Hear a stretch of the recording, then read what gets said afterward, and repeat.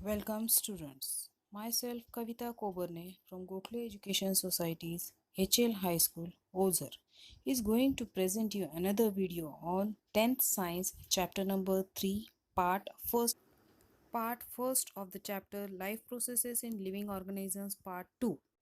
In this chapter, which are the sub points we are going to learn? Let's see. First is reproduction, that is asexual and sexual reproduction and modern technology, reproductive health and population explosion on the earth. Now we will discuss the answers of the questions given on the textbook. First question is, which are the important life processes in living organisms? Yes, you all know that. Ingestion, sensation, responsiveness to stimuli, excretory, respiratory system, like these different processes are there. Next question is, which life process are essential for the production of energy required by the body? Of course, it is the nutrition and the respiration process. The third question is, which are the main types of cell division and what are the differences? The two types of cell division you have learned in the previous chapter, that is the mitosis and meiosis. Mitosis takes place in the somatic cells and the meiosis, you know that it took place in the reproductive cells of your body. Mitosis deals with the growth of the body and the meiosis deals with the reproductions in the body. The next question is, what is the role of chromosomes in the cell division? Yes, of course, the chromosomes are required for the replication and for distribution of DNA characters. All the other life processes are essential for the human being to survive. Reproduction is not that necessary. Without the reproduction, also the human being can survive. There are different methods of reproduction. Seed, they germinate. The cell, they divide. Some animals, they give birth to the young ones. They are viviparous. Some lay the eggs. They are oviparous. So these are also the method of reproduction. Now we will discuss some more questions of your textbook. The question is, what do we mean by maintenance of species? Of course, maintenance means to continue the generation, and that is to avoid the extinction of some of the varieties, because we know that some of the species they have not continued and they are extincted. The example is dinosaur. The next question is whether the new organism is genetically exactly similar to earlier one that has produced it.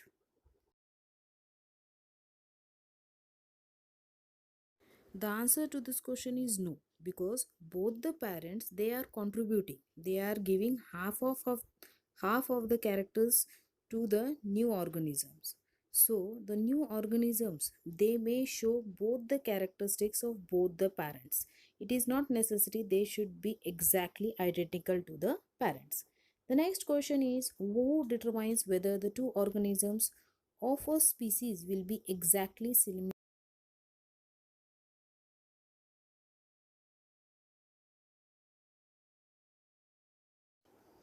The next question is, what is the relationship between the cell division and formation of new organisms of that species by occur during the formation of the reproductive cells or the gametes of the sexually reproducing organisms?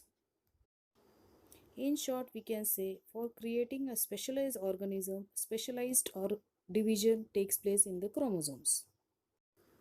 Now, here comes the main topic of the chapter, that is the reproduction. Reproduction means formation of the new species for continuation of the generation. It should not extinct. For the purpose of that, reproduction takes place. The reproduction also is of two types. One is asexual and the second one is the sexual, which you have little bit learned in the previous standard. Now we will start up with the asexual reproduction.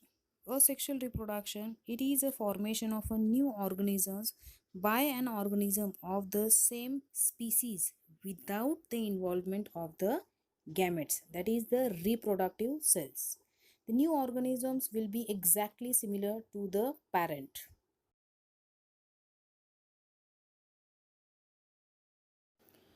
It's a uniparental reproduction, means only one parent is enough for the reproduction. Here, the genetic combination does not take place. It is absent. Means no new varieties or new characteristics in the offspring can be seen. Now we will see the types of asexual reproduction in unicellular organisms. First is fission, fragmentation, budding, regeneration, vegetative propagation, and the spore formation. These are the types of asexual reproduction. Now we will see the first one, that is the fission. Fission means division. It occurs in single-celled organisms belonging to the kingdom Protista and Monera. It is further divided into two types, binary fission and the multiple fission. The name itself can give you a little bit idea. Binary, bi means two, multiple means many. So we will see the binary fission first. In binary fission, binary means it is divided into two. There are two types of binary fission. One is transverse, that is horizontal division. In transverse fission, a microorganism is horizontally divided into two parts, upper and lower. And this upper and lower part grow up independently into a new organisms. The second type is the longitudinal. Longitudinal means vertically.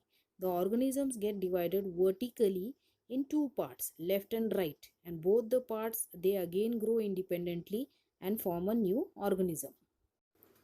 Now we will understand the simple binary fission from this diagram. This is a simple binary fission in amoeba.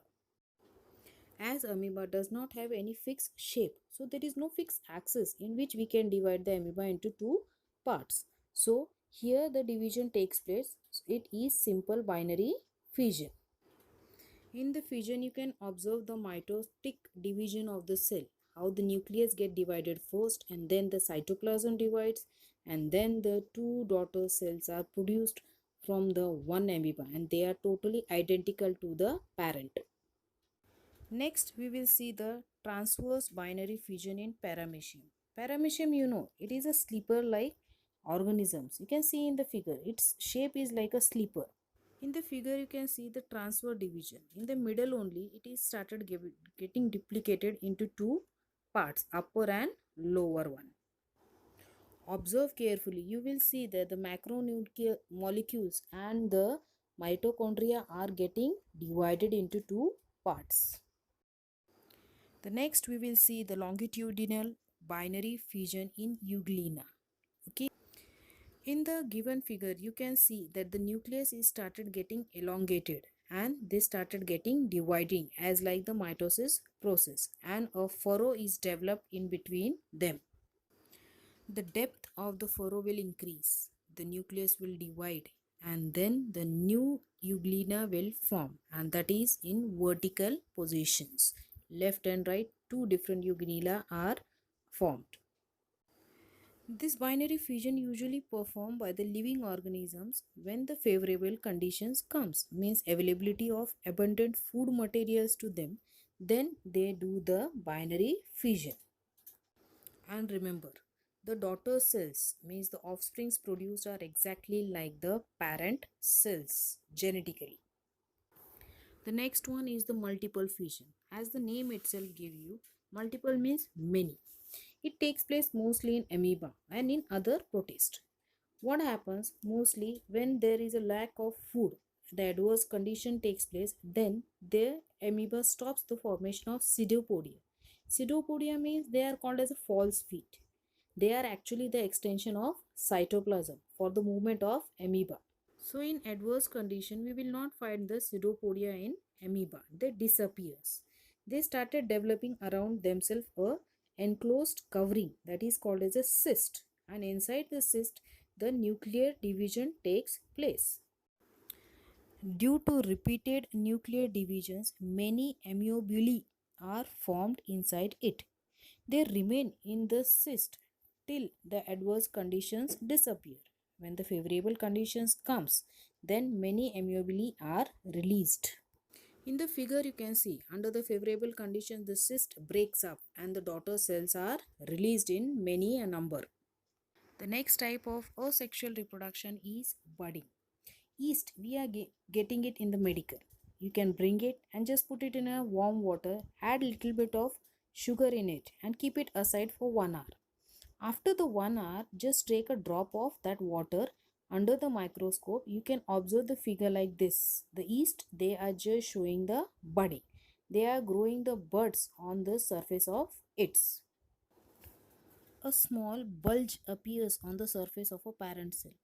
This bulge is actually a bud. One of the daughter nuclei enters this bud, and after sufficient growth, these buds get separated from the parent cell and start to live independently as a daughter cell. In the figure, you can see the budding process. Chain of buds, the matured bud will be separated one and the new yeast will be formed. The next is the asexual reproduction in multicellular organism. In that, the first one is the fragmentation. You have learned about the Spirogyra in the last standard, in 9th standard. That is a algae type of algae it is. Whenever there is a plenty of water and nutrients available to the Spirogyra, they will grow up very fast and break up into small fragments, that is a pieces. And this each fragment starts to grow up independently, live independently, and they started making the new Spirogyra fiber. The next asexual reproduction in multicellular organism is the regeneration that takes place in planaria. It divides its body parts into two parts and then the two parts get developing into two new organisms. You must have observed the lizard which is breaking up her tail and again the tail is grown up. Student, this is one of the topic on which you can do the research. If this ability our body gets, then those who have lost their body parts, they will be benefited. The next process is the budding in the hydra. In your textbook, a hydra picture is given. In that you can see the bud is grown on it. It is an outgrowth. It is formed by the repeated division of regenerative cells of the body wall of the hydra. This outgrowth is called as a bud. It grows up progressively. Parent hydra supplies the nutrition to the budding hydra. Budding hydra gets separated from the parent hydra and gets started to lead to independent life. When it grows up, becomes able to lead an independent life. Till that, it is attached to the parent hydra. The next is the vegetative propagation. Reproduction in plants with the help of the vegetative parts, just like the root, stem, leaf and bud, is called as a vegetative reproduction. In the figure, you can see the bryophyllum leaf. It is reproducing with the help of the buds which is present on the leaf margin. In the next figure, you can see the potatoes. On the potatoes also you have the eyes. Okay, we can call it as a sprouts. In the home, you can just find out that sprouts. If you cut that sprout on the eyes of the potato and sow it into the soil, it will reproduce and the new plant will be formed from that eyes. You must have observed the sugarcane or the grasses. They are also just growing through vegetative propagation. You must have observed the nodes on the sugarcane. This helps in the growth of the sugarcane. The next one is the spore formation. Sometimes it happens. By mistake, we just forgot the chapati in the tiffin and the tiffin remains like that for 2 days. When you open that, you see the greenish like substance grows on that chapati. Or sometimes the bread, if it is kept like that in the plastic bag, after 2-3 days, we will see some fungal like structure grows on it. And that is because of the spore formation. In the given figure, you can see the structure of spore. It is attached to the surface, that is stolon. A stem-like structure goes, that is called hyphae, and a sporogenium is there. In that the spores are there. When they get matured up, it bursts up and gives out the spores. It falls down on the surface and again it grows. The hypha also breaks down and a new hyphae form. It also grow into the new spores. For the spore formation, moist and warm place and the atmosphere is required and it grows very fast. Now in this video we have learned about the asexual reproduction, that is fission, fragmentation, budding, regeneration, vegetative propagation, and spore formation. Hope you all have understood it. In the next video, we are going to see the sexual reproduction in human beings. Till then, bye to everyone and take care of yours.